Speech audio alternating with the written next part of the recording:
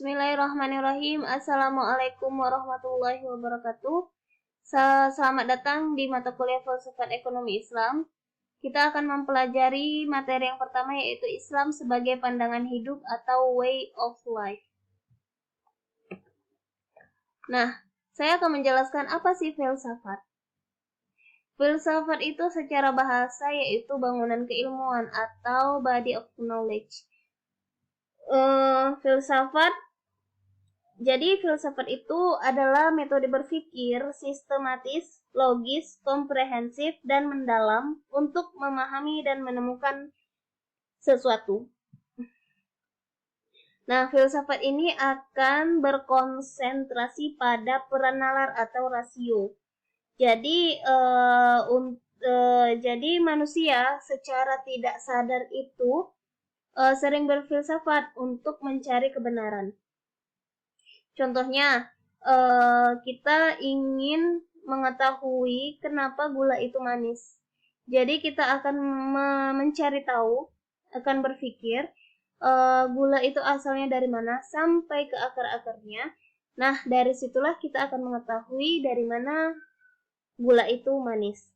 Dari situ akan kita ketahui kebenaran dari mana gula itu manis. Nah, seperti itulah filsafat. Kemudian, apa itu filsafat ekonomi Islam? Filsafat ekonomi Islam itu adalah pandangan atau gagasan pemikiran terkait dengan disiplin ekonomi Islam. Jadi, metode berpikir yang secara mendalam, komprehensif, logis, dan sistematis itu dengan disiplin ekonomi Islam. Nah, konsennya itu kemana? Yang pertama, memperkuat fondasi keilmuan sistem ekonomi Islam. Jadi, kalau kita ingin membangun bangunan yang kokoh, yang bisa memberikan jalan keluar atas masalah-masalah ekonomi, jadi kita butuh berfilsafat, berpikir secara mendalam. Kemudian konsep yang kedua yaitu konsep-konsepnya harus sesuai dengan normatif Islam, yaitu tetap beracuan kepada Al-Quran dan Sunnah. Oke, kemudian apakah emang ada ya filsafat dalam Islam? Ada. Filsafat dalam Islam disebut juga dengan al-hikmah. Al-hikmah itu artinya kebijaksanaan, kebenaran. Jadi untuk mencapai al-hikmah, kita harus berfilsafat.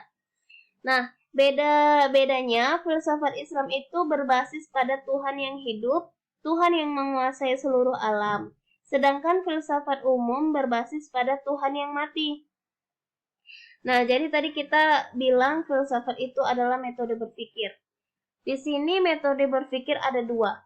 Yang pertama induksi, yang kedua deduksi. Apa itu induksi? Induksi itu berpikir yang dimulai dari suatu fakta yang khusus dan peristiwa konkret, lalu ditarik generalisasinya yang mempunyai sifat umum. Atau bisa kita bilang induksi itu dari khusus ke umum. Nah, kemudian apa itu deduksi? Deduksi itu ialah berpikir dengan menarik kesimpulan hal-hal yang bersifat khusus. Nah, atau bisa kita bilang dari umum ke khusus. Oke, kemudian ada berapa komponen dalam filsafat? Ada 3. Yang pertama ontologi.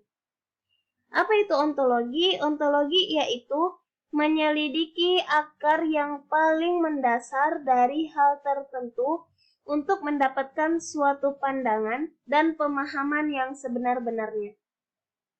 Nah, dalam filsafat ekonomi Islam, sebelum kita membahas aktivitas ekonominya, kita harus mengetahui dulu kita harus mengenal dulu konsep Tuhannya, konsep manusianya, konsep alam semestanya.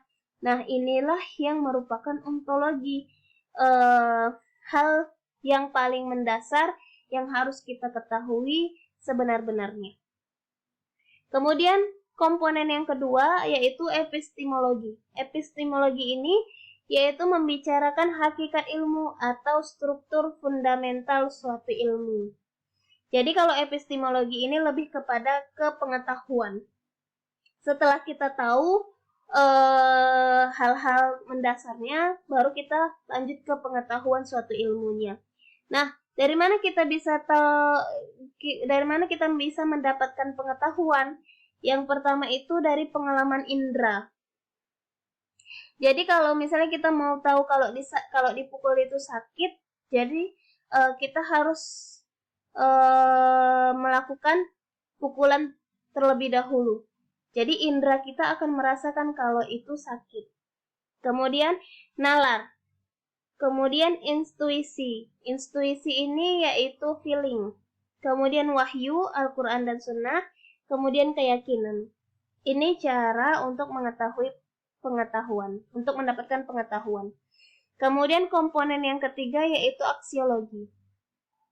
Apa itu aksiologi? Aksiologi yaitu upaya untuk menyelidiki value yang dijalankan dengan kriteria atau prinsip tertentu. Jadi aksiologi ini setelah kita mengetahui hal yang mendasarnya, kemudian kita juga sudah mengetahui pengetahuannya, jadi kita langsung beraksi, yaitu langsung mempraktekkan segala hal yang sudah kita ketahui. Itu beberapa komponen dalam filsafat. Oke, kemudian kita masuk ke way of life, Islam sebagai pandangan hidup. Yang pertama kita harus mengenal konsep Tuhan. Mengenal konsep Tuhan. Al-Kindi mengatakan Tuhan sebagai sebab pertama yang wujudnya menjadi sebab bagi wujud yang lain. Jadi Tuhan dikatakan sebagai sebab pertama yang menunjukkan betapa ia adalah sebab paling fundamental dari semua sebab-sebab lainnya yang berderet panjang. Sebagai sebab pertama, maka ia sekaligus adalah sumber dari mana sesuatu yang lain, yakni alam semesta berasal. Kalau Al-Farabi dan Ibnu Sina mengatakan, segala yang ada di dunia ini hanya ada dua kemungkinan, dan tidak ada alternatif ketiga. Tuhan adalah wajibul wujud, atau wujudnya harus ada. Sedangkan selainnya dipandang sebagai mungkinul wujud atau wujud yang mungkin ada. Nah, itu konsep Tuhan menurut Al-Kindi, Al-Farabi, dan Ibnu Sina. Sebagai wajibul wujud, Tuhan adalah Maha Satu, tidak berubah, jauh dari materi, jauh dari arti banyak, maha sempurna dan tidak berhajat apapun. Sebagai wujud potensial atau mungkinul wujud, ia tidak bisa mengaktualkan atau mewujudkan dirinya sendiri, karena ia tidak memiliki prinsip aktualitas untuk mengaktualkan potensinya. Jadi di sini, dunia adalah sebuah kosmos, yaitu suatu alam tempat tatanan dan hukum berlaku. Allah adalah pemilik sejati dari segala sesuatu dan manusia hanyalah pemegang amanah. Segala sesuatu yang diciptakan untuk melayani manusia. Nah, kemudian kita mengenal konsep manusia. Manusia di dalam Al-Quran ada 3 yang paling masyhur, yaitu Bashar, Insan, dan An-Nas. Bashar itu yaitu makhluk biologis, berarti dia tidur, dia makan, dan lain sebagainya. Kalau insan diartikan sebagai makhluk pemegang amanah. Kemudian insan juga diartikan dengan hal-hal positif. Misalnya pintar dan lain sebagainya. Kemudian insan juga diartikan pada hal-hal negatif seperti kikir, bakhil, dan sebagainya. Kemudian manusia dalam Al-Quran dengan bahasa An-Nas. An-Nas ini diartikan sebagai makhluk sosial. Nah, manusia diciptakan, apa sih tujuan diciptakannya manusia? Tujuannya yaitu untuk beribadah kepada Allah. Kemudian untuk mendapatkan ujian dunia untuk masa depan akhirat. Kemudian melakukan pembangunan di muka bumi dan tidak berbuat kerusakan. Dan kemudian tujuan yang terakhir menegakkan keadilan di muka bumi. Nah, manusia juga diciptakan sebagai khalifah. Khalifah berarti manusia yang belajar, manusia yang mengajarkan ilmu, dan manusia yang membudayakan ilmu.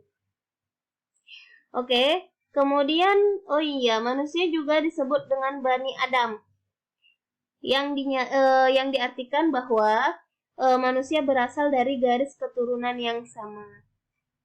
Nah, hakikat manusia adalah makhluk yang dimuliakan, dibebani tugas, bebas memiliki dari tanggung jawab. Kemudian kedudukan manusia. Manusia itu makhluk termulia, seperti yang tadi hakikat manusia. Kemudian kedudukan manusia yang kedua, makhluk yang paling indah bentuk dan kejadiannya. Kemudian kedudukannya yang ketiga, makhluk yang diberi kebebasan memilih dan bisa membedakan antara yang baik dan buruk.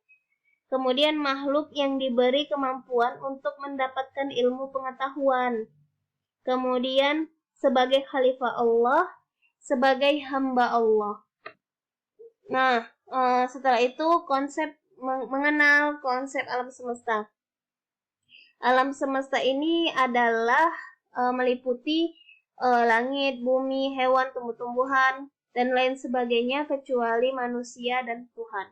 Itu disebut alam semesta. Alam semesta ini yaitu fasilitas untuk manusia. Jadi Allah itu menciptakan fasilitas khusus untuk manusia. Jadi itulah 3 hal yang harus kita ketahui untuk mempelajari bangunan keilmuan ekonomi Islam agar bangunan ini kokoh. Ini hanya gambaran umumnya. Nanti kita akan masuk ke lebih dalam tentang konsep-konsep 3 hal ini. Oke, materi kita sampai sini. Terima kasih. Assalamualaikum warahmatullahi wabarakatuh.